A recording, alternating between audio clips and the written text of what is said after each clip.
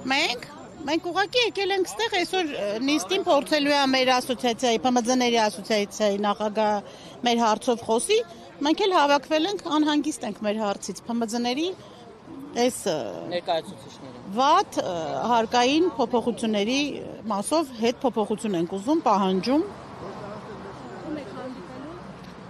Մենք չենք հանդիպելու, մենք կարելի է ասել մինի բունտի մեջ ենք, պասիվ մինի բունտի մեջ ենք, սպասում ենք որոշման։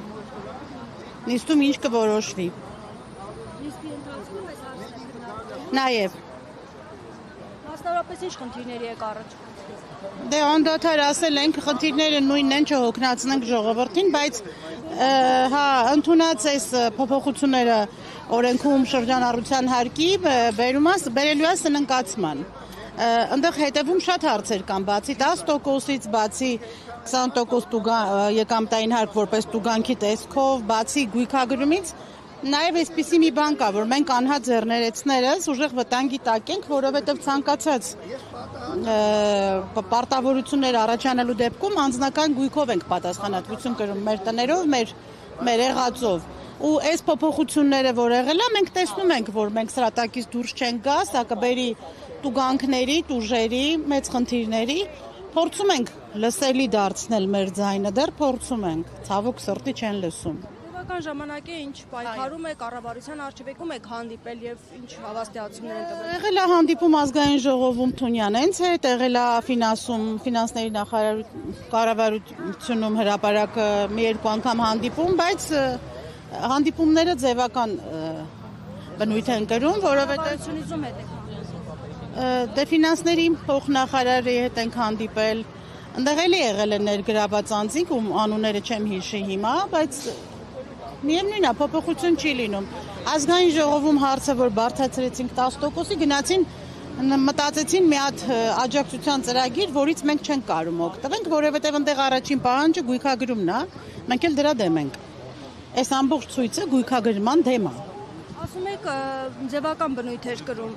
Ինչ ասա այն հանդիպումը, ինչ ասացին ձեզ, երբ որ դուք ձեր դժգոհությունները հայտնեցիք։ Ասեցին, որ այս պահին մենք որոշող չենք, դե բոլորս է գիտենք, այսօր երկրում բոլոր հարցերը լուծում է մենակ որոշում է վարչապետը։ Կա այդ ոլորտում ինքը, չկա այդ ոլորտում ինքն է որոշում։ Ցավոք սրտի այսօր այդպես է։ Ֆինանսների նախարարությունը ծրագիր է առաջարկում, էկոնոմիկան պիտի ներքաշի խնդիրները, որ սրանից էս կբխի ու վերցվի այնտեղ միջին, ոսկե միջինը, որ բոլորին եւ պետությանը եւ բնակիչներին դա ձեռ տա, բայց ցավոք սրտի ոչ մեկ իր տեղում չի։ Դահիճական վերաբերմունք հարցակում կոպիտ ասեմ, հա,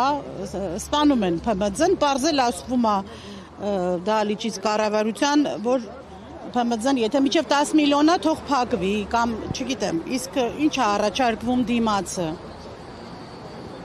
Դուք հարցնում եք իրանք ինչ են մեզ առաջարկում դրա դիմաց։ Հարցրեք, խնդրում եմ։ Չասես դες փոխնախարարը ֆինանսների։ Դուք իր խոսքերն եք ուզում։ Այո, ձեզ ինչ է ասել։ Դե վերջին անգամ ասեց առաջին երամսյակի արդյունքների ամփոփումից ինչ որ պատկեր բարձ կլինի։ Բայց ինչու է ձեզ մոտ այդ տպավորությունը, որ իրենք չեն որոշող, այլ վերևից է այդ դրան գտրվել։ Դե որովհետև անցած տարի մայիսին վարչապետն ասեց շրջանառության հարկը ապապետական է։ Հունիսին արագ, երբ էինք մենք տենց արագ մեր մոտ բան որոշվել, արագ ընդունվեց այդ նախագիծը, առանց լուրջ իրազեկման հունվարի 1-ից կիրառվեց։ Այս շերտին նենց իրազեկում էր պետք։ Այնպիսի իրազեկում էր պետք, որ ամեն անձը հասկանար, որ այդ ժամանակ դուրս կգային այն ժամանակ։ Այն որ մենք լուր մեր տներում նստած հունվարի 1-ին սյուրպրիզ եղավ, էլի։ Այստեղ ինչ եք ակնկալում, որ այստեղ եք հավաքվել նպատակը, որտեղ կառավարությունը Ներսում նիստ է այսօր։ Հիմա այստեղ էլ է նիստ։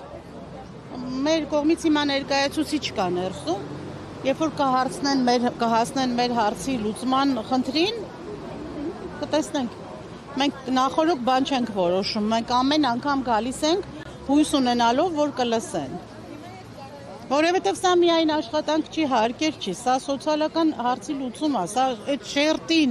Դուք պատկերացնում եք 55,000 տնտեսվարող, նվազագույն վերցնենք 3 հոգանոց ընտանիք, անգամ 3, հա, ինչ են անելու 150,000 հոգի, եթե զրկվեն իրենց օրվա հացից։ Ինչ է առաջարկում մեր պետությունը դրա։ Հա, փոքր։ Կոնկրետ մենք ստեղ փոքր եւ միջինն ենք։